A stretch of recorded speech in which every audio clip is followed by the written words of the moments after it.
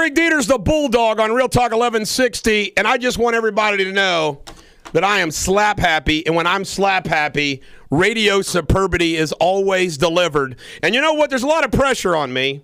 Every single day, the expectations just get higher and higher, and I have to deliver. And joining me today in the studio, and when you talk, Jim, you got to talk right into the microphone, is Jim Moore, or like I like to call him, his middle initial is Y, so I like to call him James Y.A. Tittle Moore. How you like that? Y.A. Tittle. If you know who Y.A. Tittle is, Jim Moore? No, who is that? He was a great quarterback for, I believe, the New York Giants way back when, back in the leather helmet days.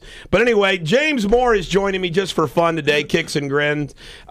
We nickname him Cicero. He is a lawyer in my office, and he is one of the finest lawyers that I know in the country, and I asked him to join me today just for fun. Yesterday, he received word that he passed TC the Indiana bar exam, which means he's now licensed in Kentucky, Ohio, and Indiana. The trifecta. Which he now joins yours truly, his partner. I'm also licensed in Kentucky, Ohio, and Florida. Well, at least I used to be licensed in Kentucky. Anyway, the bottom line is that Ashley Bolender, who is a lawyer that we know, is in great distress because she's only licensed in 2 states, Jim. That's too bad. You know, she had the opportunity, but... And you know what? Is there any other lawyer in her office that's licensed in 3 states? No, it's just you and us. You and me. Jeez, old Pete. How do you like that? On the way in, I was listening to George Washington, folks, and guess what? Here's some fun facts for you. He spoke to you from the grave? No, I'm listening to his book by Ron Chernow on the. Don't become a smart aleck today, TC. Sorry. Anyway, this is some fun facts that I'm going to share with you every morning about George Washington. His mother Mary smoked a pipe. Both his mother and dad's. His mother, Augustine, and his mother, Mary, their dads died when he was only 3. They were only 3 years old, both. But here is the kicker. His great-grandfather was a justice of the peace, and according to the book, married 2 lusty sisters. They referred to him as lusty. Back to back. They actually appeared before him, Jim Moore, as prostitutes when he was justice of the peace. And he married one, then she died, and he married the other one. Well, you know, being a judge is how you screen them. Yeah, that's a good idea. But how do you like that? This is part of the lineage of our founding fathers. Is that not fun? Interesting. You know, let's face it, if you're a judge in like municipal court in Ohio or district court in Kentucky, what do they call it in Indiana? Superior court, I think. Superior court. See, we know what that is now. If you get ran over by a bus this morning in Indiana, call James Y.A. Tittle Moore. Anyway, how do you like that you could be there and say, she looks pretty good. Ma'am, I'm sentencing you to home incarceration. Then you go do a home visit. There you go.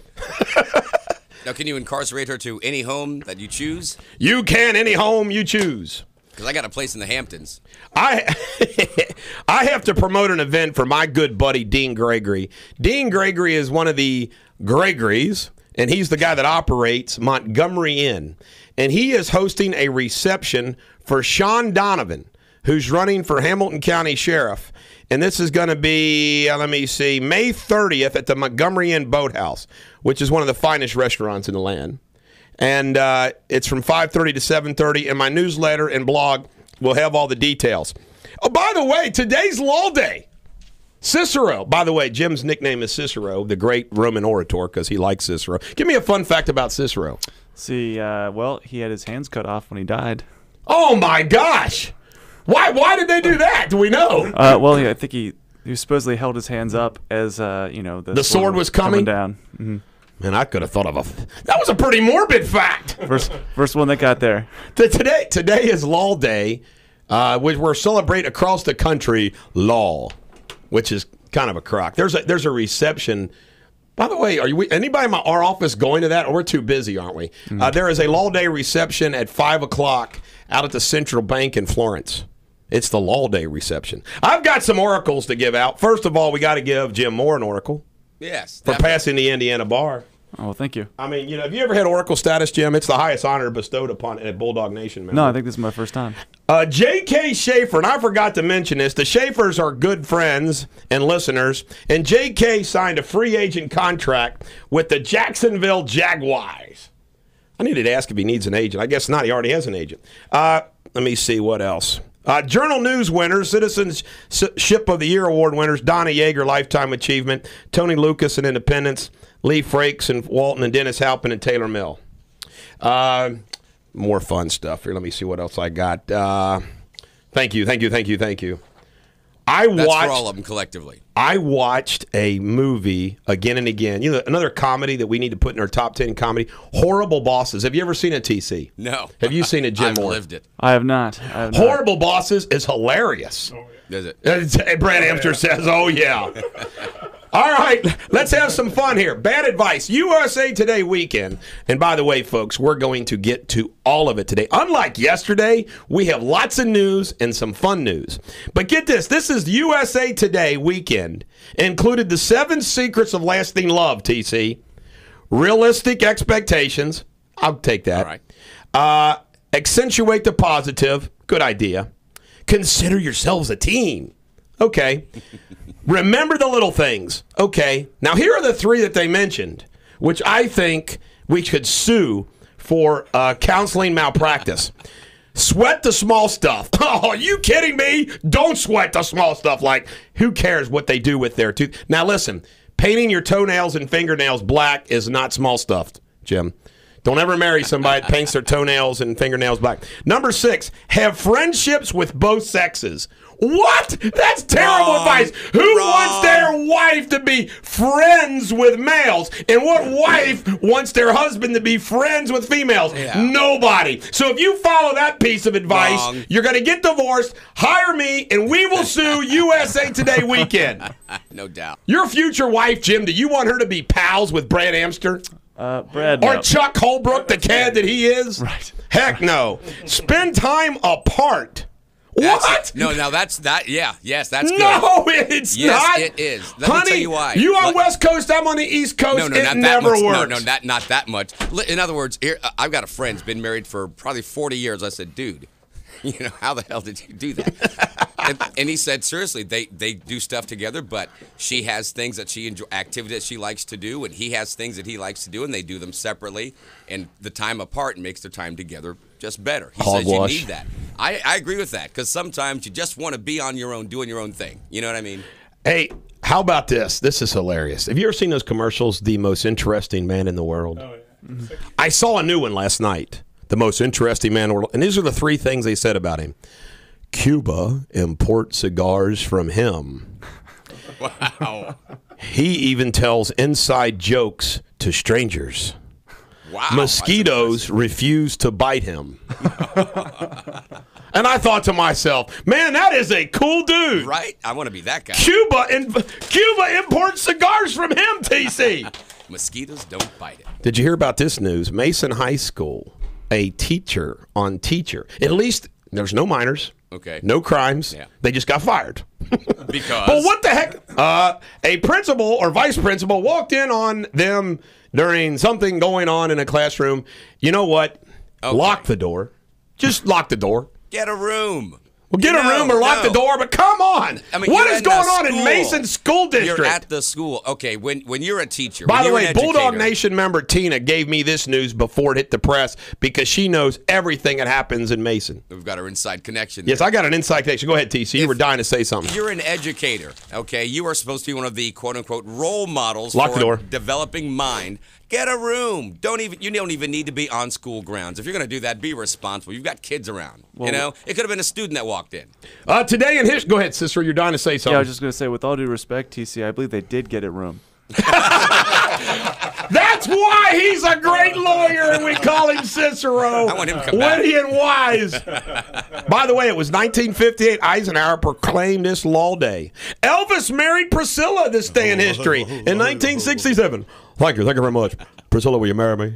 I'll never cheat on you, except if it's Ann Margaret. That's an Ann Margaret exception. It's written right here in the marriage contract. As soon as you graduate from high school. Amtrak Railroad began operation in 1971. And, of course, today, folks, in 2011, last year. It wasn't Barack Obama, Cicero. It was U.S. Navy SEAL Team 6 killed Osama bin Laden. Hey, when we come back, we have 3 great birthdays and more fun. We're going to do pop culture. Then we got a great feel-good song because if you listen to those USA Today's advice, you're going to need this song. This is the Bulldog on Real Talk 1160. Bulldog on Real Talk 1160. James Moore is just like his partner. He's going to go take a nap on the couch as he starts his day. You know, sometimes when you work all night, you got to take a nap. Yeah. In the morning. Ladies and gentlemen, the American jury, today's trifecta birthdays.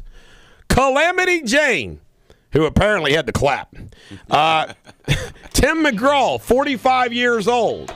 Lord have mercy on my next 30 years. And I used to be jealous of him because who he was married to until I saw her without makeup. And I'm like, oh, my God. Come on now. It wasn't pretty. Hey, when you got a Rolls Royce, you don't get rid of it just because it has a dent. And Steve Coffin. Really? The young winner of the Triple Crown winner, good guy. Steve Coffin's a good guy. 51 years old today. Happy birthday. To Steve. Sad to report we have 2 military deaths. Christian Santacolas, 20 of Anaheim, California, and Master Sergeant Scott Pruitt, 38 of Gautier, Mississippi. And guess where they died? That's right. Afghanistan. TC, every time I read these names, it makes me angry. That's the one thing you and I agree on the most. I mean, the strongest, you know? Right.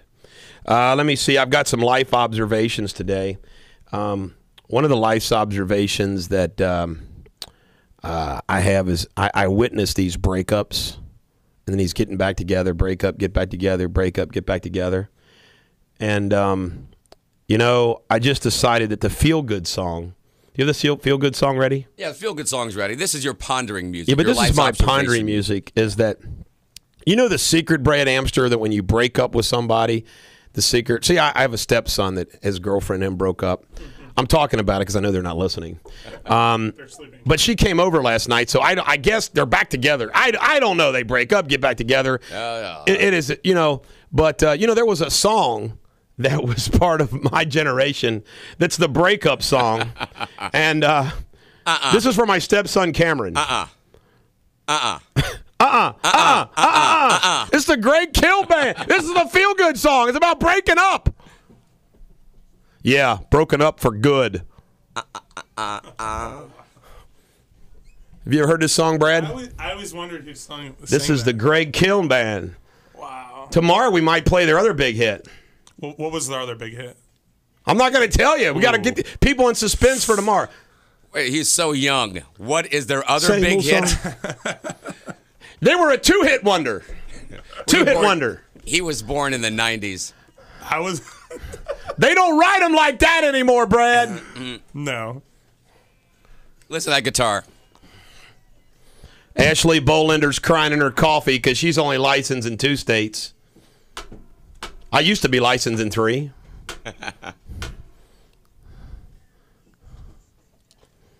I'm telling you, everybody's feeling good to this song. Now, actually, you are, but I could sing this song. You can't get out of the other one. Did you ever do that? I used to break up, get back together, break up, get back together. Break up at Valentine's Day, birthdays. Nah, once she blows it, that's it. Her chance is over. No, there's one girl. They don't write them like that anymore.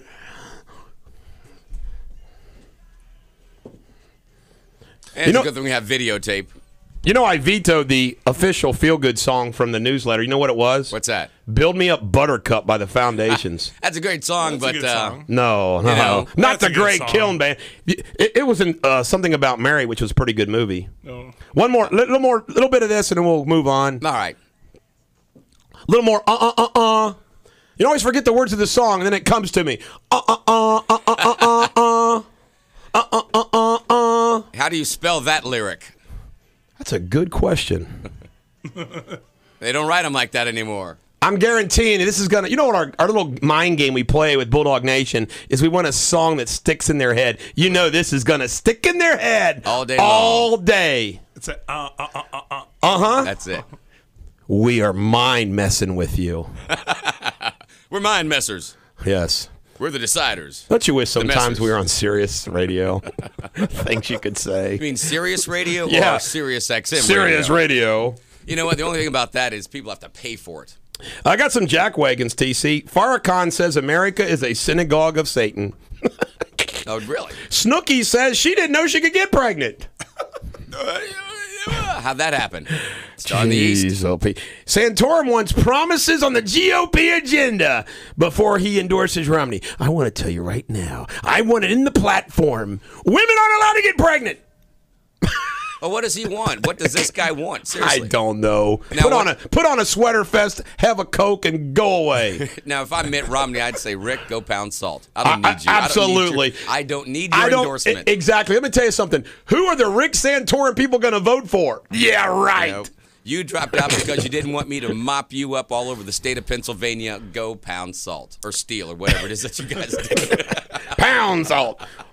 Or pound some coal in the Pennsylvania coal fields you're from. Wall Street Journal in the opinion section suggests Obama running a Ron Burgundy-like campaign. Stay classy, Chicago. That's it. Speaking of his campaign, this is incredible.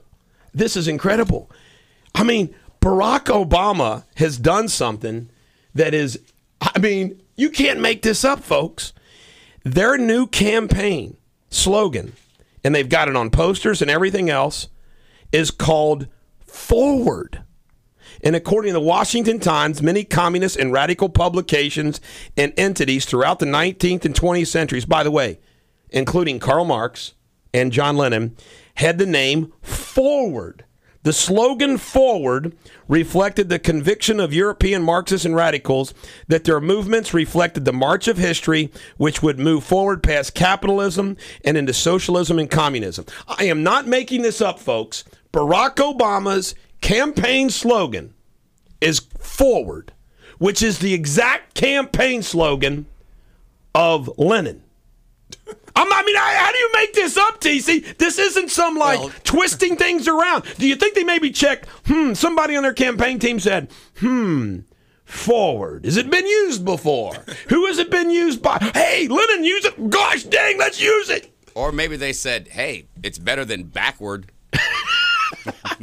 That was witty. That was good. It's not like they have to research it. Just Google it. Just Google it. Yeah. Forward. Yeah. Hit the Google button on that internet machine.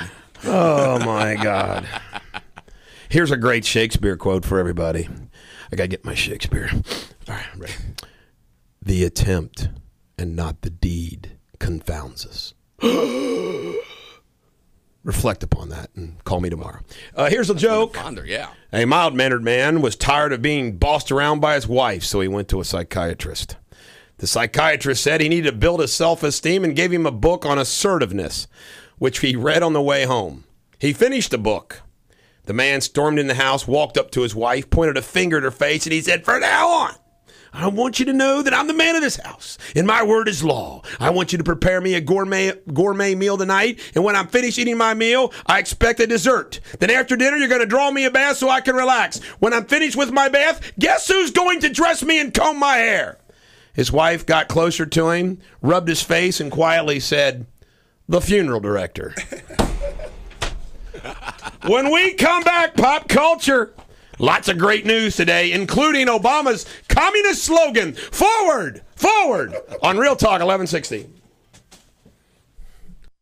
Eric Deters, the Bulldog, on Real Talk 1160. I can't get it out of my head. Ladies and gentlemen of the American jury, just when you thought that our politicians in Washington have got their act together and they're going to balance their budget and do all these things, When right? have we ever thought that? I know, I never did either. 80 lawmakers are leasing cars on your dime. What? 80 members of the House of Representatives are leasing cars on taxpayers' funds. How can they do that? Is such a losing deal. I mean, leasing a car. Yeah. You don't even deduct the interest. Yeah, right. Don't deduct interest on a car anyway. Why are we paying for that? That's what I like to say. Do you think a congressman can afford a car? Actually, when they're in Washington, they don't need a car. Hell, a taxi. But seriously, TC, it goes on and on and on. So Jamie Schloy should pay for our rentals, our leases. Yeah, Jamie Schloy wouldn't do that. He's tightwad. Are you ready for some pop culture? I am so ready after that story. That one really upset me. Bobby Brown says it wasn't his fault. It wasn't me. It wasn't me. It wasn't me. Get this. According to the Daily Mail. Wait. What is he denying that he did? Got her hooked on drugs, Whitney. Oh. Whitney Houston's relatives are planning to encase her body in concrete to stop people from stealing $750,000 worth of jewelry she is buried with. You know, TC, what an absolute waste of jewelry and money. Why don't you sell the jewelry and give it to the homeless or something? You know? Bury the jewelry with her. Start some sort of drug prevention foundation. Absolutely. The Octomom has filed for bankruptcy, and she says it's time for pornography. Yeah, baby. To pay the bills. Yeah, baby. And I've got. You know what? Before you go on, I don't know if we can do this because I hope Rob's Keep still it in PG. the shower. Okay. The Octomom is going to be in the next James Bond movie, a remake of. I agree. Fill in the blank. It's got to be. Thank you, Brad. Got to be. You admit you would watch out. You would watch it out of curiosity. Oh yeah. Right? What? As long as it's not in the movie. Not in those terms. Admit you would watch out of curiosity. Yeah. Oh yeah, definitely. Barbara Walters was not happy about Jimmy Kimmel's comment about tweet. She says she can say treat for her dog, and it doesn't sound like tweet. I don't believe it. Barbara Walters tweet? What? Clinton shoots down the star of CBS, How I Met Your Mother. Wrote him a note because he's always joking that Hillary Clinton is the matriarch of the show. John Lovitz is bashing Obama again, saying, hey, I'm just telling the truth. Yeah, that's it. That's a ticket. And Dan Rather still says that management of CBS has spineless behavior about the Bush episode. Guess what, Dan Rather? You lied. Good golly. And was it Dan Rather that George the First walked out on? Yes. That was great. I mean, that's live. That's live news. That's live broadcast. The president walks out of you 10 minutes before the interview's over. I referenced this before, but here we go again. Last week, school officials in the Warren County community sent a notice to parents, the two staffers at Mason High School, a male and a female a male teacher, and get this, a female campus supervisor who helps monitor the 3,200 student school. I tell you what right now, Simon Kenton's high school has got like 1,800 kids, 3,200 kids. That is incredible. Had suddenly resigned. School officials said they received a report accusing business teacher Jason Osterman. Let's use his name. Jason Osterman. You go, Jason. Too late now. And Kimberly Rowland, who may be related to Sherry Rowland, I don't know, of engaging in what... what... We don't know that for a fact, though. That is not part of the story. Right. In what may have been intimate activity in the high school. It may have been, TC. They don't know. They don't know for sure, but they fired him over it. Now, what would happen if they'd have found two students? Stop it. Someone has got to set the standard. It might as well be, I don't know, the educators. Call me crazy. What is going on? Today is World Asthma Day. Everybody needs to know that, right? Yes. Today is World Asthma Day. American Idol 2012 tour will be in U.S. Bank Arena on September 10th. Tickets go on sale Friday, May 11th. Can't wait. I mean, I'm going to be standing in line. It's May Day. It's May Day. Yes. May Day. The 1st of May. May the 1st. And it's also Law Day. That's right. If you need a lawyer in the state of Ohio, Indiana, Florida, Kentucky, you got to call Charlie Lester, not me. Let's go to sports. All right. The Reds were off last night, but they're 11-11. They're 3 games out. And Jay Bruce was named National League Player of the Week. He batted .476, hit 4 home runs. That's pretty good. The Reds play the Cubs tonight at 7:10. Bronson is on the mound against Jeff Samardzija. The Cubs, he was a Notre Dame wide receiver. Very good wide receiver. And he chose baseball over football. Derek Jeter had a bad year last year at TC. This year, he's batting .420. Yeah, baby. And Josh Hamilton, without a contract, $390 for the Rangers. But get this. That's what's called leverage right there. Here is the stud of baseball. Matt Kemp, the LA Dodger star, is leading the National League in batting, .449, homers, 10, runs, 19, RBIs, 23 as of Saturday. Nice. Holy cow. Nice. Dodgers doing okay. They might live, huh? They're in first place. Sweet. UK recruiting. See what Magic Johnson buys the team. They're in first place. Yep, see what happens. UK, a 6'7" swingman named Troy Williams, top 20, has decided between UNC and UK, he's got to decide who it's going to be. And apparently, UK might win it because his uncle's good buddies with Calipari. We will have to wait and see. Last night, I watched some old-time hockey. The Capitals beat the Rangers 3-2. I'm telling you right now, playoff hockey is fun. The Heat beat the Heat. They're up 2-0. The Pacers beat the Magic. That series is tied. And the Mavericks beat the Thunder 83-81. What's up with that?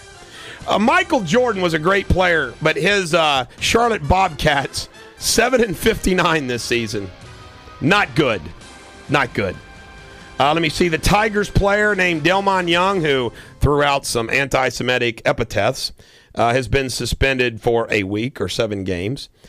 Chris Mack is looking for coaches because some of his coaches have left him. And the Kentucky Derby is Saturday, TC, and I thought we'd have some fun facts all week. All right. You know what? The Churchill Downs covers 147 acres. There will be 165,000 people there. Wow. Take that, Buckeye fans. I love you, but your stadium isn't 167. The fastest Kentucky Derby ever was still 1973. It hasn't been broken.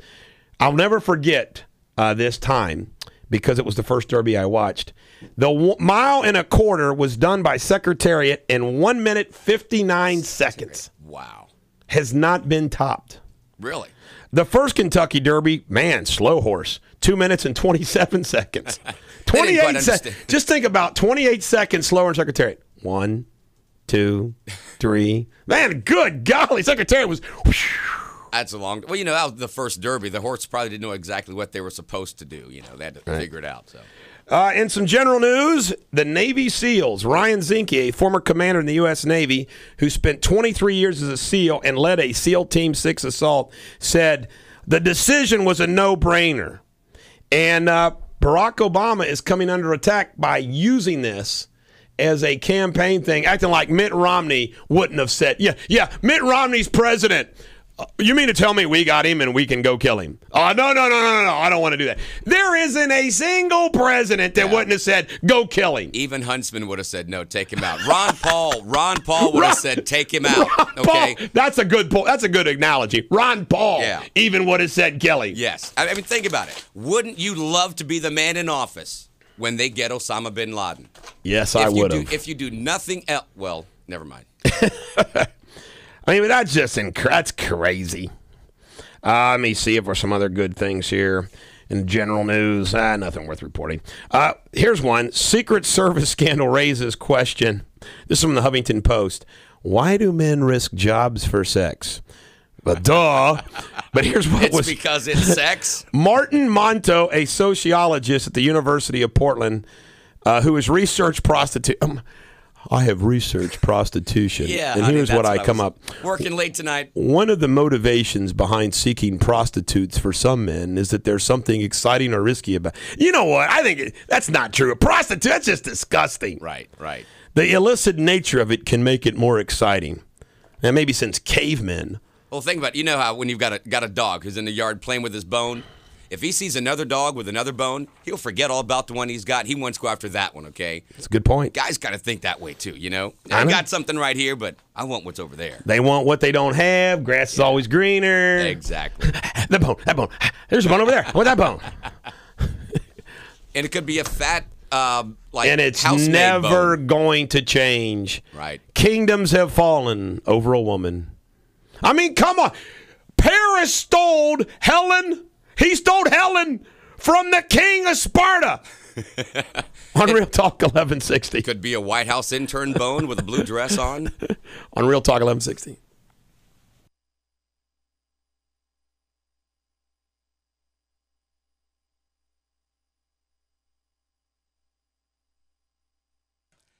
Remember, if you're away from the radio, you can use the Radio Loyalty app, free on your iPhone, BlackBerry, or Android. Listen to Real Talk 1160 24 hours a day.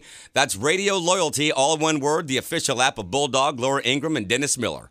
All here on Real Talk 1160. And now back to the Bulldog. Eric Deters, the Bulldog, on Real Talk 1160. Bulldog Nation member Justin says, the grass is always greener on the other side, but you still have to mow it. You can say that about the water. We got some correspondence here from some Bulldog Nation members. Bulldog Nation member Karen says, I really enjoy listening to your show every morning. I've heard you mention several times that you like to reread a particular history book once a year. I have not caught the name of the book. I'll be sending you an email, Karen, but it's called The Story of America, which is kind of like an American history textbook, but it reads not like a textbook. And it just kind of is my refresher of American history from discovery to today. The Story of America. Also, Bulldog Nation member John sent me a great story from yesterday. Yesterday in history, 112 years ago, John Luther Jones, who worked for the Illinois Central Railroad, was killed when his passenger train, the Cannonball Express, collided with a stalled freight train at Vaughan, Mississippi. Soon after his death, the legend of Casey Jones was born. Jeff, Bulldog Nation member Jeff, sent me a great quote. Perseverance is not a long race. It is many short races, one after the other. I agree with that. Good stuff. And we had 3 new people sign up for the Bulldog Nation newsletter, which always fills my heart with joy. We had Deborah, Jen, and Greg all joined up with the newsletter. You can email me at eric@ericdeters.com, and we can sign you up for the newsletter. You will get all the news from the entire country in nice, organized, one sentence or two fashion. You will not have to check out any other news site. You will not have to read any newspapers, local or otherwise. We do it for you. It is like a Drudge Report with local news, but unlike the Drudge Report where you're going to link, you can just scroll through it and get all the news you need. And you know what? There's no site like it in the country. Plus, it's better. Also, this is one legal story that we have that I'm going to share with. We have more legal stories on the blog and newsletter, but this is the top one. A Lexington, Kentucky woman has filed a lawsuit against a local dentist who allegedly dropped a small dental tool down her throat during a routine treatment. The woman claims the small screwdriver had to be removed from her digestive tract at a nearby hospital about a month later. I wonder a month? Yeah, I wonder if the dentist told her. He didn't say anything. He goes, hey, I got this screwdriver. What? What screwdriver? I don't use screwdrivers. What are you talking about? It's not mine. It's not mine. That must have been an awfully tiny screwdriver. That is weird, man. It is. A month? Well, you figure a dental screwdriver would be small. Here, let me screw that tooth in. Yeah, I guess so, but... Even dentists have. You know, lawyers have screwdrivers. They're called lawyer screwdrivers. Okay. I'm so glad it's law day. It's law day. The Wall Street Journal, we're going to do some politics. You know, there's so much fun in politics. Obama and Romney jabbed Monday over politicizing the raid of bin Laden, anniversary today. Obama said thinking participants is appropriate, while Romney backed up the idea that he would give in the order as well by saying even Jimmy Carter would have given that order. And, of course, as TC says, even Ron Paul would have. I've already covered the slogan from the Washington Times about Obama using the word forward, which has been used by Marxists and communists in history. Brad just mentioned before that it might be Heil Obama might be coming next. Heil Obama! Now. You're going to make Glenn call. Yeah, that's a good point. We're trying to get Glenn to call. Glenn, do you really think forward is socialist or communist? 513-579-1160. 513-579-1160. Or do you think this is the beginning of Heil Obama? Representative Alan West, he blasted the White House Correspondents Association dinner. And coming up during the show, folks, I have written an article for the Highland County Press, the contents of which I'm going to share with you. It is literary superbity, and I focus on the relationship between politicians, the press, and Hollywood. Scott Walker from Wisconsin, the governor up there, in his recall, has raised $13 million. I like Scott Walker. By the way, it's just funny how Scott Walker and Kasich were two governors that were under attack for their fighting the public sector unions. And right. Both states have balanced their budget. Ohio's number one in job creation in the country, apparently. Really? I mean, it's amazing, isn't it, how, maybe they were doing what was best for everyone. Well, you don't necessarily have to be popular to be a good leader. I agree with that. Wall Street Journal, according to party insiders, they're pushing Rob Portman as a VP. You know who's pushing that? The establishment. Portman is part of the Bush establishment, and they want him. It'll help him in Ohio, and good. But I'm telling you right now, I still say Rubio. Let me see. Bipartisan effort over immigration adds visas issued yearly. Republican Jerry Moran and Democrat Mark Warner have introduced legislation that would make it easier for foreigners who have degrees from American universities to obtain visas. They focus on those with math and science degrees expecting to gain their brain power. In other words, if you're a foreigner that's smart, come on in! If you are a foreigner who's a dumb, we don't want you. We only want smart foreigners. God, jeez, I'll paint. You can't make this stuff up. Well, they know more about American history than the rest of us. Remember that story you had the other day? Yes. So those guys are at least smart enough to read. Next week, TC, there's going to be 3 primaries, Indiana, North Carolina, West Virginia. And remember, tomorrow, Newt apparently is going to drop out. And at least he's going to go ahead and endorse Romney. Unlike Santorum, I want something. I want to make sure that you got everything. You know what? I am conservative. And I'm liberal. Oh, and apparently the reports are Ron Paul, he's not going to endorse Romney either. You know, I want to tell you something. I'm conservative. I'm libertarian. But some of these people that want to cut off their nose to spite their face, you know what? I am a pragmatist. I accept the fact I'm not going to get everything I want. And let's face it, Romney isn't a perfect candidate for me either. But you have to sit there and say, there are some people that would rather lose to Obama on principle than help Mitt Romney win. I might be Republican, but I am not going to vote for Mitt Romney because, by God, you know, how stupid is that? Like, duh, like Romney would, if you think like you're a conservative, like Romney wouldn't be better than Barack Obama. But no. On principle, I'm not going to vote for him. Ross Perot. Remember Ross Perot? Yeah. It's going to be the same thing. The egomaniacs and the standing on principle. Let me tell you something. There's a time and place to stand on principle. And there's a time and place to be pragmatic. You got the judgment is knowing the difference. And I know the difference, TC. Well, you've got to stand for something or you'll fall for any. Isn't that a Randy Travis song? No. TC, can I write that down and quote you on that? We can make that the quote of the day. What was that again? You've got to stand for something or you'll fall for anything. An original quote from T.C. Summers. Well, I'll take credit, but it's actually a country song. It is? Yeah. I want to say Randy Travis. How much time for the break? We got in about a minute or so. Can we play the Greg Killed song again? For the next minute? I've got something better for you here. Okay, give me. Quickie. This is just for you and your legal friends. Okay. That's it. That. One more time. All right, here we go. Uh-oh. You know, yesterday I was in a Deters Company and Snappy Tomato Pizza board meeting when Todd Covey, our CFO's phone went off, and he has that on his phone as his sound. Does he? And he's not even a lawyer. But he's a big fan. He listens, sends me text message and emails when he has something witty to wise to say. By the way, I just want everybody to know, the full report, good news yesterday. Some big news going to be coming out of the Deters Company and Snappy Tomato Pizza. Here we go. This is the Greg Kill. We just want to stick this in your head again because we like to mind mess with you. Why don't we use this as a bump on out then? You want to do we'll that? bump this on out. All right. It's going into your mind. It's going to be there all day.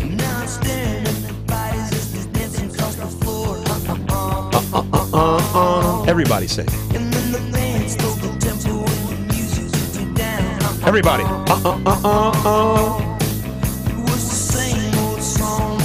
I love when we have superb bumper music. Eric Deters, the Bulldog, on Real Talk 1160. Duke Energy said it would take a $420 million charge for cost overruns at its Edwardsport coal gasification plant in Indiana. Man, nothing like making those special plants. They really make money. Let me see. According to the Wall Street Journal, the Fed surveyed 58 domestic lenders and 23 U.S. branches of foreign banks between March 27th and April 10th, finding banks eased their standards for credit card, auto, and other consumer loans, as well as loans for commercial real estate. However, standards for home mortgages and business loans were largely unchanged. Home ownership has dropped 65%. Really? Wow. 65%? Man, how come I didn't get into the apartment business like the Wessels, man? They only have like 1,000 apartment units. That's all. Carla Wessels told me they had like 4 vacancies. Those are probably filled by now. TC, do you have anything from Green Water? Well, actually, we do. On the anniversary of Navy SEAL Team 6 and their great efforts last year. This is some guy with a microphone reminded you that today's terrorist threat level is green, as in green water. Green water is nutrified and fortified with all natural toxins, and it eats through duct tape. So if anyone sends you a white powdery substance in an unmarked envelope, neutralize it with great-tasting, slimy, living green water. Available at QuinKick. Very good. You know, it's good. You know, Green Water, we like to stay relevant, so we stay on top of these anniversaries. We have to. Green Water, just want everybody to know that Green Water is making a donation to the Free the Bulldog, let him out of the doghouse and off the leash. Green Water is making a donation on Law Day to the Free the Bulldog campaign of $1. We're having a Green Water March as well. Yes. Free the Bulldog. Microsoft pledged $605 million to help bolster Barnes & Noble's Nook digital book business. You know what? How come? Listen, Microsoft, Bulldog's Enterprises will accept only once $1 million. You're giving $605 million. We just want $1 million. And you want 17.6% stake. I'll give you a 50% stake. Yeah. They throw money around like $605 million. They're not throwing it our direction. Oh, my God. Let me see here. Sunoco is selling for $5.3 billion. Wow. Wow. Coca-Cola took the unusual step of shooting down a report on Monday that it was in talks to buy energy drink maker Monster Beverage for $11 billion. I'm going to tell you right now, I'm going to start a beverage drink called Bulldog, made by Green Water. Just going to throw some caffeine in that thing, call it the Bulldog. Tell me that would not be a winner. That's it. We'll get Bill Cosby. Start your day with listening to the Bulldog and down a cool, refreshing Bulldog by Green Water. Yeah, I like that. Delta's buying a refinery. What the heck? They're saying, man, we're tired of paying jet fuel. We're going to make our own. That's not a bad idea. Obama is considering his SEC is thinking about nixing this deal because they want planes to run on batteries. Wait a minute. How does the Southeast Conference have anything to do with? I don't know. Okay. But Obama is wanting airplanes to run on batteries. Ladies and gentlemen, we're making an emergency landing. Our battery has depleted all of its power. Adidas, first quarter profit jumped 38%. Really? You know what it is people aren't buying fancy shoes. They're buying gym shoes. Yeah. Anheuser-Busch posted a 75% in profit. You want to know why? Why is that? People are drinking their sorrows away. Hey, man, can I have a bud? That's about all you can afford to do. Get a six-pack and go home and watch a game. Bank of America will cut 2,000 of its high-earning employees. Yeah, at least they're high earners. Those people can go start their own local banks. Darn right. Listen to this. You know, we commented about the mild winters and how much money it's probably saved people across the country. New York City saved $12 million of its $42.8 million snow account. Massachusetts spent $43 million on plowing and salting, down $108 million the year before. Nice. Let's spend those extra dollars on Bulldogs. So now what do they do with that? In a situation where you have a government agency that has a surplus, or a local group that has a surplus at the end of the year, Does that go back? Does that stay in their fund, in their account? Are they allotted less money the following year? How does that work? Do you know? I have no idea. I'm curious. I mean, that's my a lot guess of money. is my guess is they just carry it on to the next and they start their budget over again. Okay. They just consider, hey, that we saved that money. Although it wouldn't shock me that Democratic ran cities will spend the money on something. In spring, they're going to have flower beautification projects. Glenn, where are you? Okay. TC, isn't it amazing that, and I had this somewhere and I forgot where I put it, the streetcar issue. These organizations, I read in the Courier-Journal last night, the Yum Center down in Louisville, which is losing money. Now, this is the Yum Center where the Louisville Cardinals play and they have concerts and whatnot, is a metropolitan area, Jefferson County, Louisville, and it's losing money. And the GM, the former GM, has now filed a whistleblower action, basically claiming cronyism in hiring and all that. Oh. And I'm reading that and I'm thinking to myself, the Yum Center, the streetcar, we create these little like the streetcar. You know what happens? Not only do you have a streetcar, it's going to lose money, but you have a board now, which is now politicized, and the mayor appoints people. So if you elected mayor, you get to put your buddies on the board, including his dad. I think he put his dad on the board. Yeah, I think he put his dad on the board. And he removed Tarbell, who was on the board, who bought some properties at a stopping point of the streetcar. And it's just like, it does. More government breeds more spending and more corruption. I think they can't help themselves. I want a job where I'm appointed to some position. That's a cake job right there. That's what I want to do. And I would never do that. When I'm elected president in 2020, I'm going to appoint my friends to positions that they can do, like you, TC. It will not be cronyism when I make you the head of the FCC. Thank you. I mean, you're qualified to be the head of the FCC. It wouldn't be because you're my producer. And Brad Amster, I would not create an entire new national department called the Department of Web Design and appoint him the czar of it. I won't, I will be doing that in the best interest of the country, not because Brad Amster's my friend. Make him the web czar? I will not create a taxpayer-funded mafia and appoint Chuck Holbrook the head of it just because he's my friend. I'm going to do it in the best interest of the country, that we need a mafia arm of the country. Yeah. There's some tough things that we got to do. All right, something I'm curious about it with this streetcar, which is more like the monorail thing. How safe do you feel riding the streetcar? Oh, my God. And did you see, everybody's already seen it. If you haven't seen the new model of what the streetcar they picked out, instead of picking out something that, looks like the city of Cincinnati, that has some historical context. No. It looks like some super modern Jetson streetcar that's going to look stupid going through the streets of Cincinnati. They're going to say, what the heck's that thing? It belongs on the moon. No, that's Mayor Mallory's streetcar. But the thing is, and here's why it's so expensive, when you get out of it, it folds up into a briefcase. It is so cool. Does it run on green water? It's going to have to. And by the way, I want everybody to know this. You know what? I get doing favors politically. Yeah. As I point out all the time, you might be the janitor at school and you're probably getting free ticket going into your high school football game because you know the person. I mean, there's favors that I get all of these little cronyisms and whatnot. Just don't do things at a great expense to the taxpayer. Right. You know what I'm saying? I understand that the victor belongs to spoils. That's been around forever, will always be around. Just don't hammer the taxpayer in the process. Right. If Barack Obama has somebody that needs a little favor to get by some regulatory matter, I get that. Just don't lend them $500 million guaranteed loans of the taxpayer money. And don't be so obvious about it. Yeah, be a little sneakier. Exactly. Well, no, wait a minute. That's what they're already doing that, aren't they? Yeah. Driving around cars. When we come back, I am going to deliver my comments about politicians, the press, and Hollywood, inspired by the White House Correspondents' Dinner. And I have some original thoughts. I just had a question. Yes.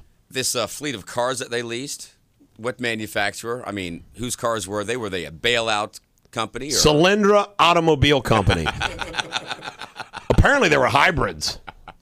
Oh, man. Well, Wow. at least they were hybrids, man. It's okay if we stiff the taxpayer if it's green. Yeah, we didn't even get real cars. Isn't it amazing, TC, that all of these green, except green water, we're like Right. the only company not losing money in the green field. Because our marketing department lies better. When we come back, we might play on Real Talk 1160.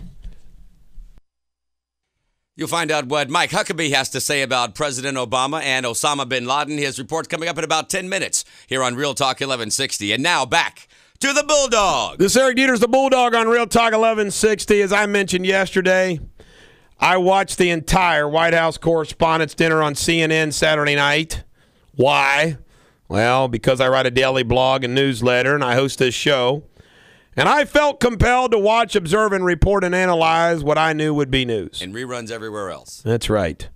And I do have some original thoughts still, even after discussing this a little bit yesterday. First, Obama did read a few funny jokes I'm confident someone else wrote. And Jimmy Kimmel read a few funny jokes I'm confident he and others wrote. And once again, I marvel, and I mentioned this yesterday, how a president and a national comedian and television host needed to read their material. I mean, these two couldn't walk to the microphone and simply do it. For anyone to compliment them for their performance is rather silly. Really? They read jokes. Who needs to read material if Obama, Romney, and the Secret Service is your material? I mean, I think TC and I could have walked into that room and, come on. Anyone listening could have had a one-liner. And much has been made about the Hollywooding of the event. I mean, Bob Schieffer, who I used to like, don't anymore, took Claire Danes from Homeland. Greta Van Susteren took Lindsay Lohan. Clooney and Spielberg sat at the same table. You know what my reaction is to all of it? Big deal. First, if you're Bob Schieffer, why not? If you're Greta, what a publicity stunt. I'm writing about it. Kim Kardashian was there. She was even mentioned by President and Kimmel. The cast of Modern Family were mentioned from cleavage to pink slips. Guess what, folks? Hollywood, people forget this. Hollywood and politics has always mixed. I suspect there is one big difference, though, between now and then. In the past, I think it was probably just an amusing dance, quote unquote. Now, I have to admit, I'm a little concerned there may be a whole lot more influence, the wrong kind of influence. Let me give you an example. Nixon loved that photograph opportunity he had with Elvis so he could act like he was cool. JFK hung out with Peter Lawford, Frank Sinatra, and the whole Rat Pack. Reagan had California friends. But does anyone think Nixon listened to the king on drugs or any other issue?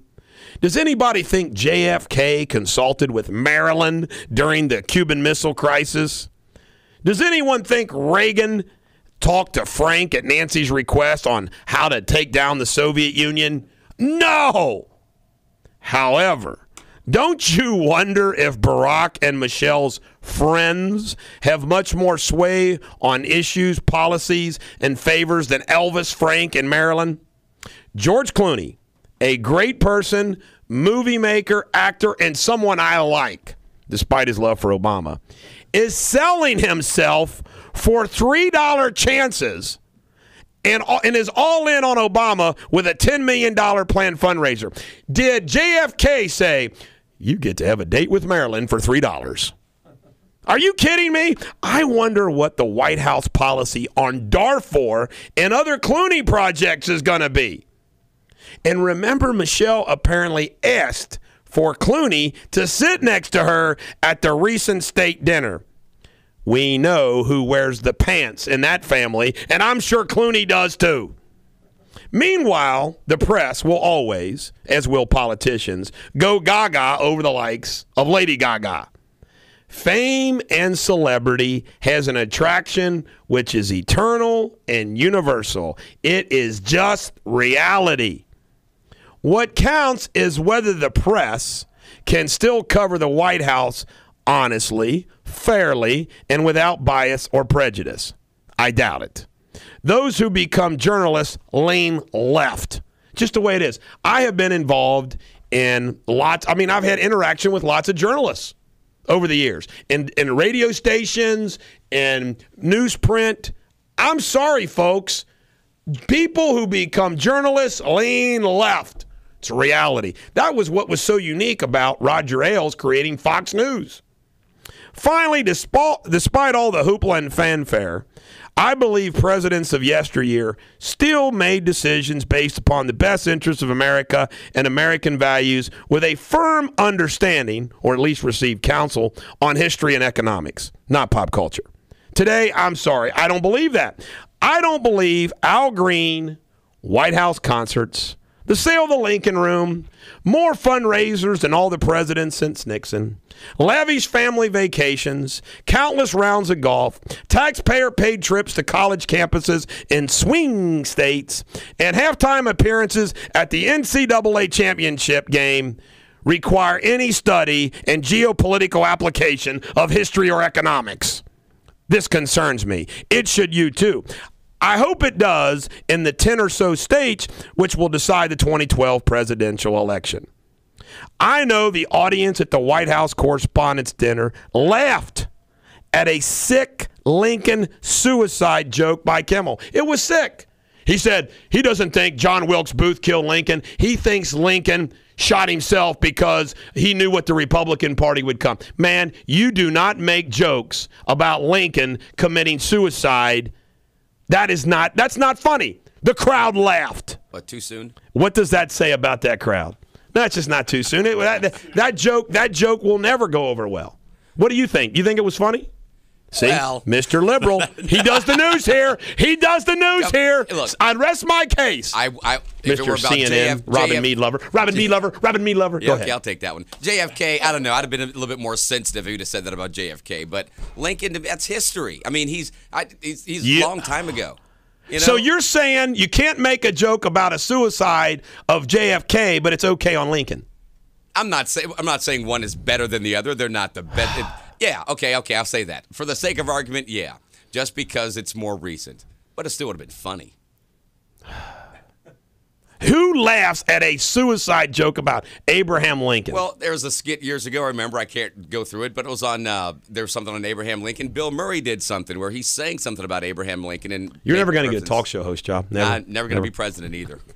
Glenn from Mason, you're on Real Talk 1160. Thank you, TC, for being a regular thinking human being. You're absolutely right. Regular thinking human beings laugh at Lincoln suicide jokes? No, I find it funny, Eric, that you're the same guy that's going to complain about a damn Lincoln joke, but you can make a Heil Obama joke with the killing of 6 million Jews.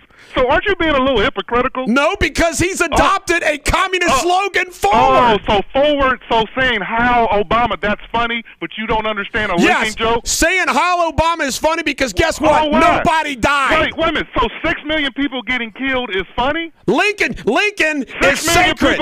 He's on Mount Rushmore. Obama's not.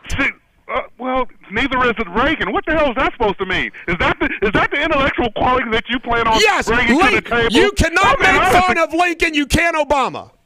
Well, that's just plain stupid. No wonder your party's No wonder your party's a regional party. Regional party, my butt. We're the national party. As long as the Republican Party continues to have we cover more states than blue states. There's more red states than blue states. We cover more geographical ground. Last time? We're going to win it this time. We're going to win it this time. We won in 2010, and we're going to win this time, Glenn.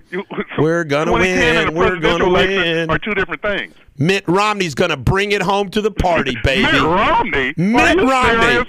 He lets his dog ride on his car instead of eat his dog. He won't eat his dog. He lets it ride on his car. One at a time, guys. One at a time. The whole Harlan County redneck mentality. You got to love They don't eat dogs in Harlan County. They shoot stray dogs. Thank you, TC, for being a decent human being and understanding the difference. Are you implying that I'm not a decent human being? Absolutely. I do what I can. I think you're a clown. I'm a clown? I think you're a clown. I have no makeup on. I don't think you would debate me. I am not a clown. Because you're scared to death that I'm going to put you out there to be an absolute joke. I resent being called a clown, you're Glenn. a clown. I resent that. I resent that. I am not a clown. The Bulldog on Real Talk 1160. Eric Deters, the Bulldog on Real Talk 1160. Ladies and gentlemen of the American jury, if you just heard Glenn from Mason call in, I got some great responses. Bulldog Nation member Ryan says, can Glenn get out of his mom's basement and off TC's butt?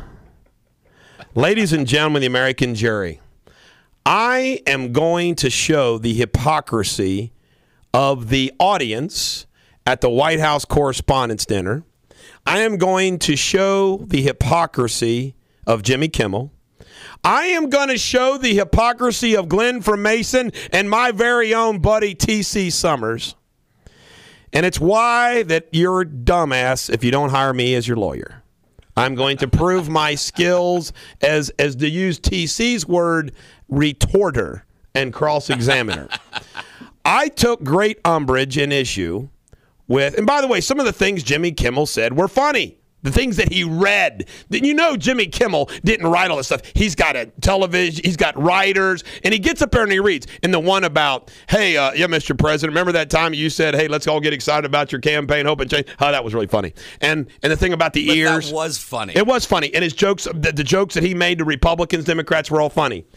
Now, I take great issue with the folk. When he started talking, I'm watching this in real live time, and he said that when he thought Abraham Lincoln committed suicide and it wasn't John Wilkes Booth, I went to Springfield, Illinois, and I saw the tomb of Lincoln.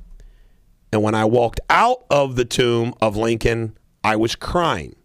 And the National Parks person says it happens a lot. And I said, I just was overcome with emotion sitting there, and there's the tomb of Lincoln. There's where he lay. And he's this sacred figure. And in fact, I referred to Lincoln as our secular saint. And I don't think it was funny at all to make a comment about Lincoln committing suicide, which, by the way, is something you shouldn't joke about in the first place. Suicide is a devastating, terrible thing, which is, unfortunately, a big problem going on right now in Greece, and is an epidemic in this country for young people. And it's not even funny. Now, my own producer thought that was okay. JFK, that wouldn't be funny. Okay. All right, TC. Yes. Jimmy Kimmel walks out on the stage. Okay. Hey, you know what? I don't think Martin Luther King was assassinated. I think Martin Luther King committed suicide because he didn't realize how terrible the first African-American president would be. How many people in that crowd, TC, would have laughed? I put Martin Luther King in the same era as JFK. We're talking about Lincoln. So nobody would have laughed? Somebody would have laughed. I'm sure somebody would have laughed. Do you think it would be appropriate to make fun of Martin Luther King shooting himself instead of being assassinated? No, I But it's not. okay for Lincoln? But I don't think it's okay to make a joke about JFK either. That's from our time. That's for you and I. That's present day. I mean, we're talking. So you can make fun of Lincoln because he's way back when. I didn't say the joke was funny. I just didn't think it was unacceptable. I will bet you, TC. I'm going to take the edge off of this. All right. I will bet you that 99.9% members of Bulldog Nation members, when they text me at Eric@EricDeters, or email me at Eric@EricDeters.com, or text me at 859-250-2527, or call 513-579-1160, will agree with me and not you that it would have been inappropriate to make a suicide joke about Martin Luther King, JFK, Robert F. Kennedy, Abraham Lincoln, James Garfield. I mean, that was just inappropriate in my opinion. Okay, you think that any joke about suicide that would be inappropriate? Yeah. Okay, all right. That I will allow you to have that thought, and I will accept that we disagree on that one. However, you look at radio and TV and sports. Poor Lincoln. Just because he's old. Well, really old. Do you hate old people like Glenn? Is that what this is about? You don't like senior citizens? No, I'm just not going to like them in 50 years. I love them right now. But think of everybody. Everybody has something written down. I mean, think about it. When Trish Mackey's Bulldog doing the Nation news, member Patty says, not funny at all. Okay. Thank you, Patty. All right, Patty. Yeah, well, she's on your Bulldog side. Nation member Tom, unacceptable. Okay, Tom. Well, let me ask you this. Do you think when Trish Mackey's reading the news, it's not written down and she's got to read it off a teleprompter? She didn't memorize the whole thing.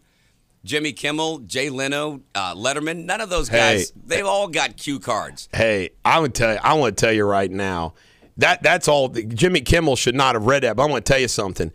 Just because somebody else might have wrote that joke, there's no excuse for Jimmy Kimmel. What? You see, I think what you and Glenn, this is great, because I think what you and Glenn, kind of saying it was okay on the Abraham Lincoln thing. See, that's part, I think, of what the problem is in this entire country these days, ladies and gentlemen of the American jury, is the lack of reverence for those people in our history that deserve that reverence. And that's the pulp culturizing of our country, which I think is a mistake. I mean, I really do. I mean, in other words, to think, well, Lincoln wasn't old. Abraham Lincoln is this country. He saved, as Bulldog Nation member Molly sent to me, Bulldog, he saved our country from disintegrating. He wrote the Emancipation Proclamation. The Gettysburg Address is the greatest words written in the history of this country, and I put Martin Luther King and Patrick Henry's speech second and third. So I think that the memory of Martin Luther King, who I have a bust, I brought it in here, just kept in mind. I would never ever, because I respect this man. I'm one of these people that defends Martin Luther King's heritage over those people that say, oh, man, he liked to fool around and he had women and da-da-da, and he was a socialist and all. Baloney. Martin Luther King had courage and the civil rights. I would never, ever make a joke about this man, nor would I make a joke about Abraham Lincoln and our secular saint. Let me take another angle with this. Let's say, for example, he'd have made a joke about Steve Jobs. Okay, committing suicide, because whatever. That, to me, would have been totally inappropriate, but not Abraham Lincoln. Bulldog Nation member Gary, inappropriate. Bulldog Nation member Amy. Wait, which is inappropriate? Making fun of Lincoln. Okay. I agree with you, Eric. The press would go nuts if we made a joke like that. You think, really? Black people would be rioting over it. Both are wrong, and Lincoln wouldn't agree. There you go. I don't know. Bulldog Nation member Chuck. Great point. Lack of reverence. Disgusting to say that about Lincoln. Bulldog Nation member Ryan. Same thing.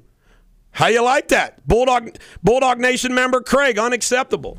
There isn't anybody out there that agrees with you and Glenn in Bulldog Nation. Well, I'm alone in my thoughts, but I will stand on my principles. TC, you are pinned down on this one, buddy. I'm standing my ground, though. I'm standing my ground. Is it okay to make suicide jokes about who else? Garfield? McKinley was assassinated. It's okay to make a joke about him? How long ago was that? He died. He was the turn of the century, like 1900. I don't know. You know what? I hadn't really thought about it that deeply. I just didn't think that much about what he said about Abraham Lincoln. It just didn't strike me as it wasn't funny, TC, but it just didn't strike me as. TC, I'm going to do an intercession here. All right. Okay.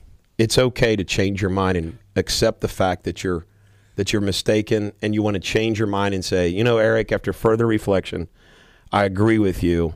It's not funny to make a suicide joke about Larry Forgy. I mean, Larry Forgy. It's not. Abraham Lincoln. Really he just sent me a text. That's why I got his name on. That's Eric, funny. After further reflection, I agree with you. It is not appropriate to make a joke about suicide about Larry Forgy. But what about Lincoln? Screw Lincoln. No, I'm just kidding. I didn't mean that. That's a joke. Oh, my God. That was a... Is this mic on? Hello? No. It wasn't that funny, but it didn't strike me as... no big deal. Let it go. Don't sweat the small stuff. That, to me, is the small stuff. Back to my little speech that I gave on the radio about the difference between, like, Elvis and Nixon and Maryland and the Rat Pack and John F. Kennedy and Reagan and his Hollywood friends.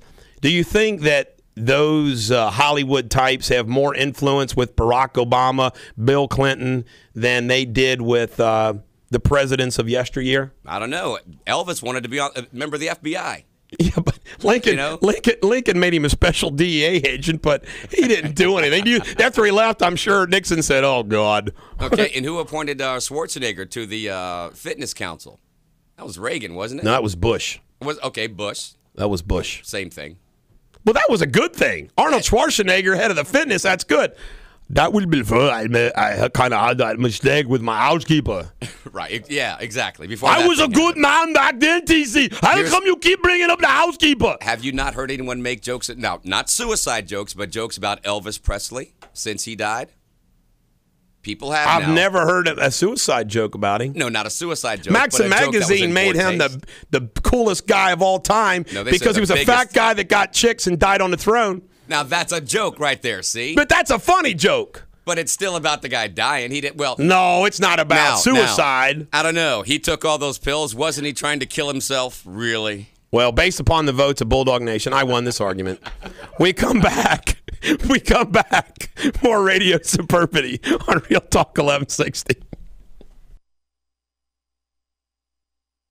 If you miss any part of today's great show, which happens to be the best show we've ever done in May, don't worry, Bulldog has you covered. You can get Bulldog Nation podcast on realtalk1160.com.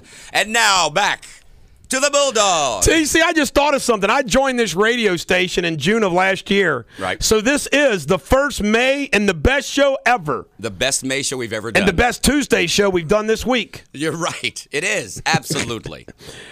Ladies and gentlemen, I shared with you yesterday that I was going to begin my historical focus on Churchill, Lincoln, Washington, Roosevelt, and Reagan about politics, power, leadership, principles, and governance. And this Alan Axelrod, not relating to David Axelrod, who probably came up with the idea of forward for Barack Obama, Theodore Roosevelt, a CEO, is extraordinary. And he begins with a brief history of TR, which in basically 22 and about 22 pages gives a summary of TR's life, which was very well done. Very well done. And then he discusses the strenuous life, and which is one of his principles. And I want to share with you some things. And as I share these with you from TR, think about our current president, okay? The Fellowship of the Doers. Do you know he boxed even when he was in the White House? That's how he lost his sight in one eye. He was boxing in the White House. Embrace a stronger work ethic. Barack Obama has spent at least 6 hours a day going to fundraisers. Now, here is lesson number 7 from this book, which I have been dying to read to you. And just think about where we are as a country. Jim from White Oak, I'll get to you in a sec. The worst lesson that can be taught to a man is to rely upon others and to whine over his sufferings. Well, I waller in mine every once in a while, but then I get back up. You know, I've always relied on the kindness of strangers. It is both foolish and wicked to teach the average man who is not well off that some wrong or injustice has been done him and that he should hope for redress elsewhere than in his own industry, honesty, and intelligence. Our entire president's message to our country is, hey, you that's down and out down there, it's these other guys over here's fault. And we need to take care of you. This is from TR, the president that Glenn Beck loves to hate. It is both foolish and wicked to teach the average man who is not well off that some wrong or injustice has been done him and he should hope for redress elsewhere than his own industry, honesty, and intelligence. Oh, my God. I get goosebumps. Jim in White Oak, you're on Real Talk 1160. Yeah, I've got a witty and wise joke, I think, concerning an appropriate death of Osama bin Laden. My nephews are Rangers, and they've got the true story of what happened to Osama. Cool. He lived in that compound for 5 years, could never leave it, with 3 women, 3 wives, could never leave the compound for 5 years. It turned out that he called the SEAL strike himself. Are you there? Yeah. All right, go ahead. I think that was the punchline. Oh, that was the whole point? Yeah, after living in the compound for 5 years that he couldn't leave with 3 wives, he called in the SEAL strike himself. Jim, I heard he was kind of I heard that he was kind of like feeling like it didn't matter and maybe it'd be better if he became a martyr. Well, that and the circumstances of which he was confined. Yes. Yeah. Anyway, there was a great interview on Hannity last night with the Jose Rodriguez, who was part of the waterboarding team. Doing the dirty work, and he discusses how evil Sheikh Mohammed was. Yeah. The person who put together 9/11 and who personally, he said, slit the throat of Danny Pearl, that reporter. Wow. And he said he was a cold, evil, evil man, and that he felt like the information they got from this cat from waterboarding and whatnot was invaluable. I will never, ever, TC, understand, in their giddiness, okay? And, they wanted him dead or alive, and I guess that was easy, to shoot him. Yeah. But it seems to me they could have shot him in the leg, when he went for the gun, Yeah. Can you imagine the information? Okay, and even if they killed bin Laden, in a way, kind of got good they're dead, no public trial on one hand. But let me tell you something. To announce it when he had all these phones, he had these communications, all this stuff, they should have hung out in his pad Pretending to be him. Can you imagine the information they could have gotten?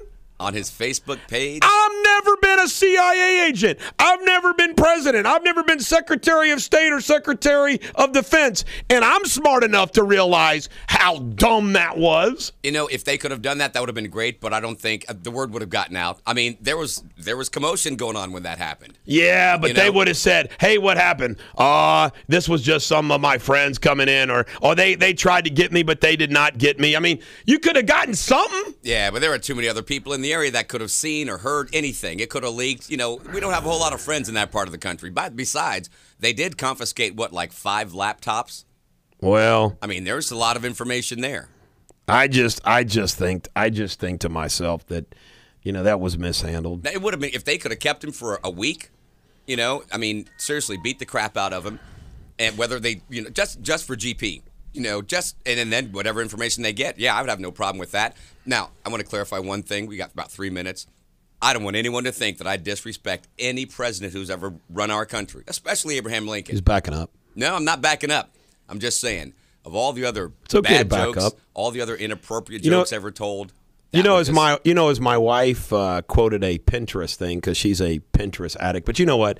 Let's face it. If your wife's going to be an addict, Pinterest is not bad. You think about all the other addictions your wife could have. That's true. Pinterest isn't bad. Right. And she told me one the other day, she quotes these out sometimes about, isn't it terrible that in the middle of your argument you realize you're wrong?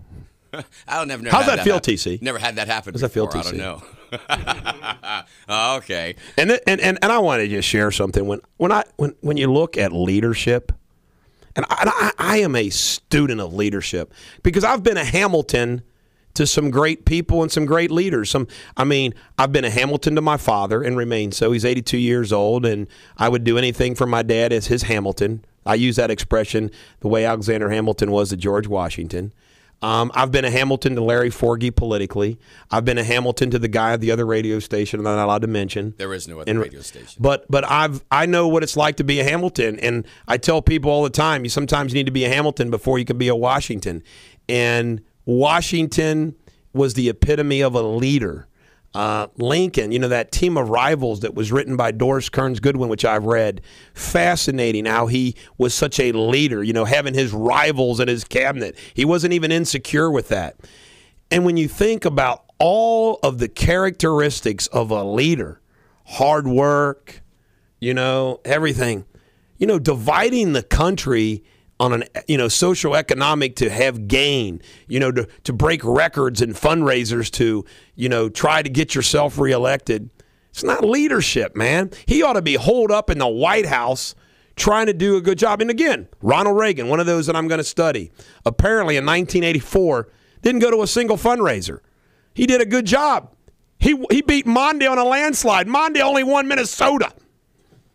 And you know what's funny? That's an endorsement of my idea that I said if you ever do a great job as president, you don't have to campaign. You're going to win. People are going to say, hey, that guy did a great job.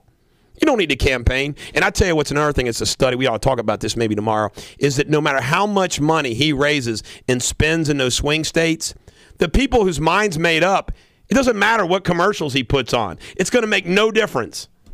It's just going to be lost in the noise. This is the Bulldog. Every dog has their day. I hope today and tomorrow is yours. Don't tell any Lincoln suicide jokes on Real Talk 1160.